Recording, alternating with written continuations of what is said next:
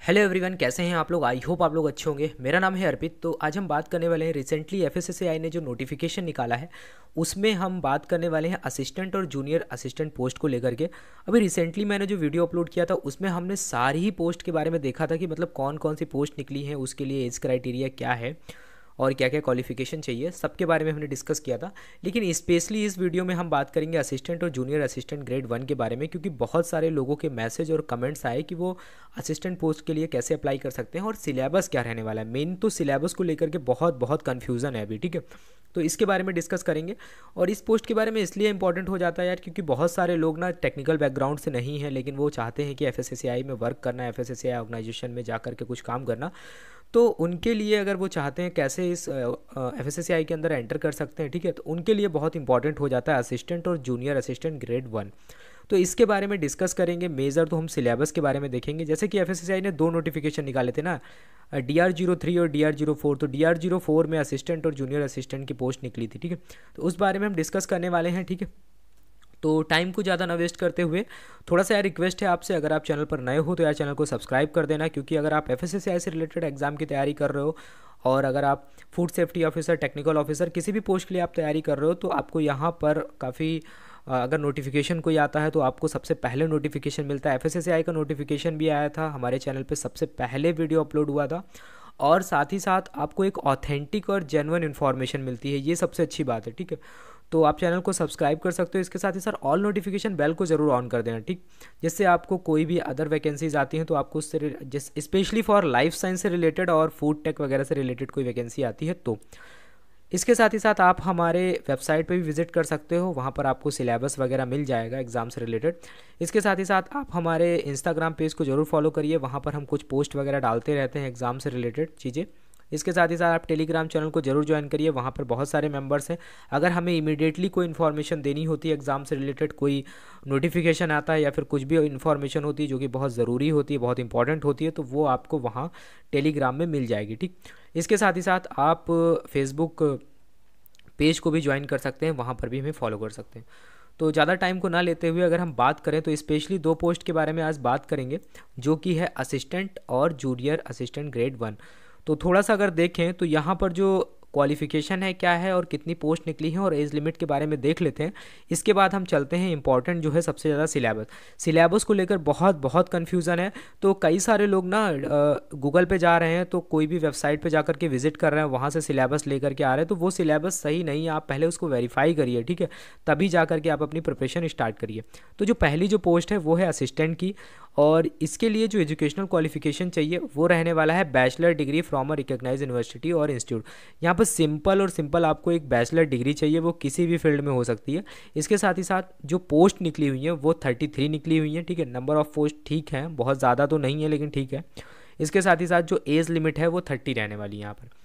इसके साथ ही साथ जूनियर असिस्टेंट जो ग्रेड 1 है, वहाँ पर बहुत सारे लोग ऐसे होंगे जो 12th किया होगा उन्होंने, उनका आगे भी ग्रेजुएशन चल रहा होगा या फिर उन्होंने ग्रेजुएशन नहीं किया है, फिर भी अगर वो चाहते हैं कि एफएसएसएआई जैसे ऑर्गेनाइजेशन में वर्क करना, तो उनके लिए भी यहाँ पर एक अपॉर्चुनिटी है। वो है कि नंबर ऑफ़ पोस्ट 3 हैं, वो अप्लाई कर सकते हैं इसके लिए। और यहाँ पर जो एज लिमिट है वो 25 रखी गई है। इससे ये है कि बहुत ज़्यादा जिनकी एज हो गई है वो लोग भी यहाँ पर कॉम्पिटिट नहीं कर पाएंगे। तो एक अच्छा मौका है कि आप लोग अप्लाई कर सकते हैं जो लोग भी 12th स्टैंडर्ड से हैं। अब हम बात करते हैं जो बहुत इंपॉर्टेंट है यार, जो कि है कि सिलेबस को लेकर के। देखो यहाँ पर 2019 में जो एग्ज़ाम हुआ था, 2019 के बाद अभी हो रहा है कोविड की वजह से, तो 2019 में जो एग्ज़ाम हुआ था तो वहाँ पर तो एक सीबीटी एग्ज़ाम था, उसके बाद में प्लस एक रिटन एग्ज़ाम रखा गया था, ठीक है। लेकिन एफएसएसएआई ने अभी कोई सिलेबस नहीं निकाला, लेकिन सिलेबस यही रहने वाला है, सिलेबस में कोई चेंज नहीं होगा।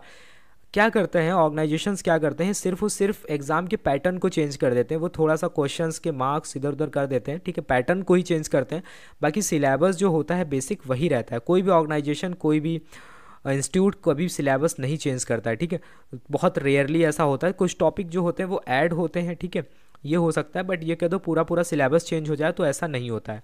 तो यहाँ पर भी सिलेबस नहीं चेंज होगा, ये एफएसएसएआई का ही 2019 का सिलेबस है, तो एफएसएसएआई इसी सिलेबस को इस बार भी फॉलो करेगा, ठीक है। तो ये हो गया सिलेबस के बारे में। तो अब अगर हम बात करें यहाँ पर, तो सिलेबस को अगर हम डिटेल में समझें तो डिटेल में अगर हम सिलेबस को देखें तो यहाँ पर जो मेजर सब्जेक्ट रहने वाले हैं वो कौन कौन से रहने वाले हैं। एक तो आपका जनरल इंटेलिजेंस है, एक आपका क्वालिटेटिव एप्टीट्यूड है, एक आपका इंग्लिश लैंग्वेज है, इसके बाद में जनरल अवेयरनेस है और कंप्यूटर लिटरेसी है और एफएसएसएआई से रिलेटेड यहाँ पर चीज़ें पूछी जाएंगी। तो यहाँ पर जो आपके टोटली जो हैं, जो कितने सेक्शन हैं, 1 2 3 4 5 6 सेक्शन से आपको 6 सब्जेक्ट से आपको क्वेश्चंस देखने को मिलेंगे। तो जनरल इंटेलिजेंस की अगर बात करें तो वहाँ पर वही आपका एक वर्ड में बोले तो रीजनिंग से रिलेटेड जो क्वेश्चंस होते हैं, स्पेशली यहाँ पर रीजनिंग आपसे पूछी जाएगी। तो रीजनिंग में जो नॉन वर्बल और वर्बल रीजनिंग होती है वो पूछा जाएगा, ठीक है। उसके बाद में आप देखेंगे कि यहाँ पर कोडिंग, डिकोडिंग और जो भी आप बैंकिंग की अगर तैयारी कर रहे हैं या फिर किसी भी आप एसएससी वगैरह किसी एग्ज़ाम की तैयारी करते हैं तो ये चीज़ें लगभग सिलेबस में होती हैं। अगर रीजनिंग अगर उसमें पूछा जाता है तो सिंपल वही चीज़ें यहाँ पर पूछी जाएंगी, ठीक। लेकिन जो लेवल है एग्ज़ाम का वो थोड़ा टफ हो सकता है, जो एक तरीके से कंपटीशन जो क्रिएट हो सकता है, क्योंकि कंपटीशन ऑर्गेनाइजेशन की तरफ से नहीं होता है, आप लोग की तरफ से ही होता है। क्योंकि कुछ स्टूडेंट्स अगर वहाँ पर बहुत अच्छा करते हैं, ठीक है, और उनका लेवल अच्छा है, वो अच्छे क्वेश्चंस को अटेम्प्ट कर पाते हैं तो लेवल अपने आप बढ़ जाता है, कट ऑफ अपने आप इंक्रीज़ हो जाएगी। तो फिर अगर आप अच्छा स्कोर नहीं कर पाते हैं, वहाँ पर नंबर ऑफ़ क्वेश्चन आप ज़्यादा अटैम्प्ट नहीं कर पाते हैं, तो हो सकता है कि आपके सिलेक्शन के चांसेस वहीं पर कम हो जाते हैं। तो आपको यहाँ पर भी बहुत अच्छे से पढ़ना है, बहुत अच्छे से चीज़ों को करना है, ठीक। लेकिन ये है कि जैसे कि आप बैंकिंग वगैरह में देखते हैं तो वहाँ पे टाइम बाउंडेशन होता है, लेकिन यहाँ पर आपको थोड़ा सा सफिशिएंट टाइम मिलेगा, इतना ज़्यादा टाइम बाउंडेशन नहीं होगा as compare to banking exam. इसके बाद में बात करें क्वालिटेटिव एप्टीट्यूड की, तो वहाँ पर आपको अर्थमेटिक से क्वेश्चंस आपको देखने को मिलेंगे। उसमें आपका प्रॉफिट लॉस हो गया, डिस्काउंट और पार्टनरशिप बिजनेस से रिलेटेड जो क्वेश्चन होते हैं, मिक्सचर एंड एलिगेशन हो गया, टाइम एंड डिस्टेंस हो गया और टाइम एंड वर्क हो गया। तो इन सब से रिलेटेड जो क्वेश्चंस होते हैं, जो बेसिक मैथ होती है, वहाँ से आपको क्वेश्चंस देखने को मिलेंगे। लेकिन आपको अच्छे से करना है अगर आप सिलेक्शन लेना चाहते हैं तो। इसके बाद में इंग्लिश लैंग्वेज आ जाती है। इंग्लिश लैंग्वेज आप लूसेंट की बुक से पढ़ सकते हैं वहाँ पे, या फिर आप बख्शी की बुक जो आती है, ठीक है, वो भी ले सकते हैं। और या फिर किसी भी यूट्यूब चैनल को अगर आप फॉलो करते हैं तो वहाँ से अगर आप पहले से तैयारी कर रहे हैं तो वो भी आप कर सकते हैं। जनरल अवेयरनेस के लिए यहाँ पर तो आप लूसेंट से पढ़ सकते हैं, ठीक है, लूसेंट की बुक से आप पढ़ सकते हैं। तो जनरल अवेयरनेस में क्या है, मेजर जो सब्जेक्ट्स रहने वाले हैं आपका, एक तो हिस्ट्री होगा, इंडियन हिस्ट्री वगैरह हो गया, उसके बाद में ज्योग्राफी हो गया, पॉलिटी हो गया, और आपका जो इन्वायरमेंट हो गया, और आपका इकोनॉमिक्स हो गया। तो यहाँ से जो क्वेश्चंस हैं वो आपके पूछे जाते हैं, ठीक है। तो इकोनॉमिक्स और पॉलिटी वगैरह से जो क्वेश्चंस आएंगे वो ज़्यादातर करंट अफेयर से रिलेटेड क्वेश्चन पूछे जाते हैं। तो आप लूसेंट की बुक ले सकते हैं, वहाँ पर आपका ये जीके पूरा कवर हो जाएगा। इसके साथ ही साथ लेकिन जो आपका करंट अफेयर होता है उसको आपको कहीं से फॉलो करना पड़ेगा। तो आप किसी यूट्यूब चैनल या फिर किसी लेटेस्ट में जो बुक निकली हो करंट अफेयर के लिए, उसको आप फॉलो कर सकते हैं, ठीक है। तो ये आपका वहाँ से कवर हो जाएगा। फिर बात आती है कंप्यूटर लिटरेसी की। तो कंप्यूटर लिटरेसी में आपका मेजर जो MS ऑफिस है वहाँ से क्वेश्चंस पूछे, यहाँ पर भी आप पढ़ के जाइएगा। ऐसा मत सोचिए कि हम कंप्यूटर में कर लेंगे, तो कंप्यूटर को भी आप अच्छे से पढ़ के जाइएगा कि वहाँ पर भी थोड़े अच्छे क्वेश्चंस कभी कभी पूछे जाते हैं। इसके बाद में व्हाट्सएप, फेसबुक, इनसे रिलेटेड क्वेश्चंस कभी कभी आते हैं, ईमेल से रिलेटेड क्वेश्चंस आते हैं, जो टेक्निकल थोड़ा क्वेश्चंस होते हैं, तो वो क्वेश्चंस यहाँ से बन सकते हैं।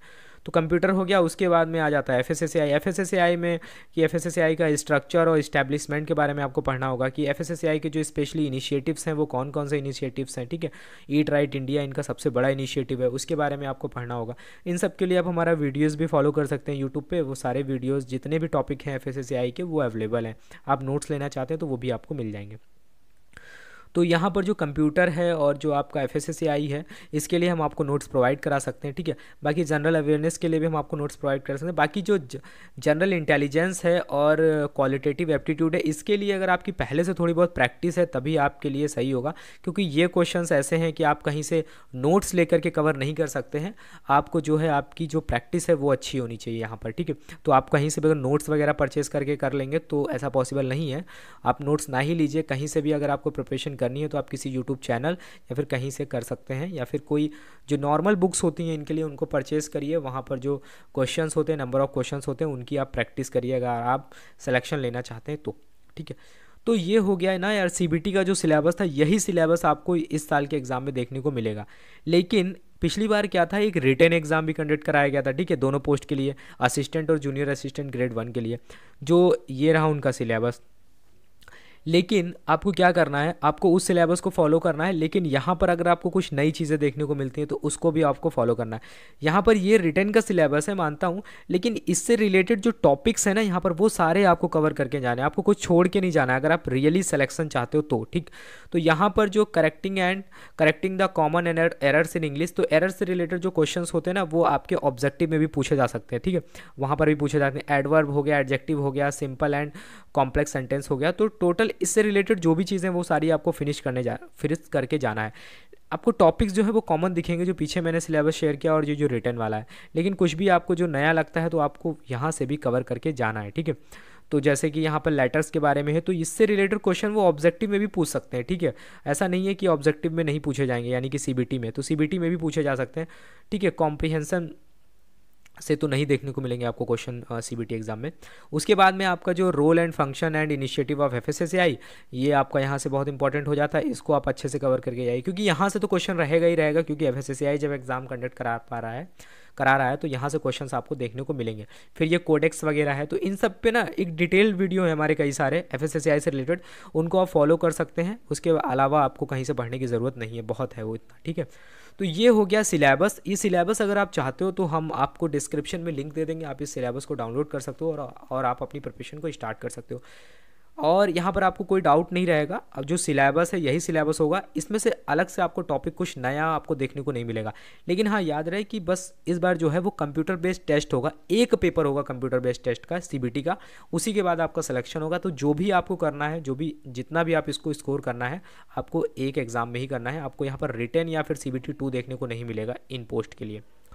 उसके बाद में यार कुछ लोग ऐसे होंगे जो टेक्निकल पोस्ट के लिए अगर तैयारी कर रहे हो, specially for the central food safety officer and for the technical officer and for the assistant director technical post के लिए, तो वहाँ पर ये जो बुक है ना, ये बुक बहुत हेल्प कर सकती है आपको तीनों ही पोस्ट के लिए।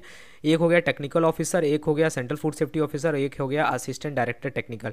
इस बुक को आप ले सकते हो। ठीक है, यहाँ पर 462 पेजेस हैं। इस बुक के बारे में हमने डिटेल में पिछली वीडियो में काफ़ी डिस्कस किया था और हमने इसको रिव्यू भी किया था अच्छे से, सारे चैप्टर्स भी शो किए थे।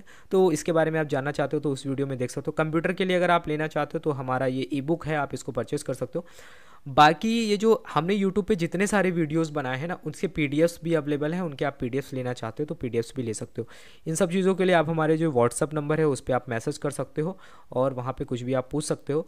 तो असिस्टेंट और जूनियर असिस्टेंट ग्रेड से लेकर के कोई भी क्वेरी हो तो आप हमसे पूछ सकते हो। ठीक है, यहाँ पर मैसेज कर सकते हो। तो ये था यार इंपॉर्टेंट असिस्टेंट पोस्ट के बारे में और जूनियर असिस्टेंट ग्रेड 1 के बारे में। तो आई होप आपको समझ में आया होगा। इसके अलावा अगर आपको कोई डाउट है तो आप कमेंट कर सकते हो या फिर आप हमें टेलीग्राम में भी मैसेज करके पूछ सकते हो, वहाँ भी डिस्कस कर सकते हो। इसके साथ ही साथ जो हमने व्हाट्सअप नंबर दिया है आप वहाँ भी पूछ सकते हो।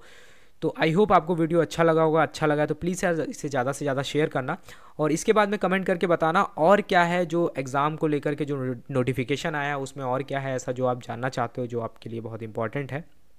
ठीक है, तो तब तक के लिए यार thank you, have a nice day. मिलते हैं नेक्स्ट वीडियो में।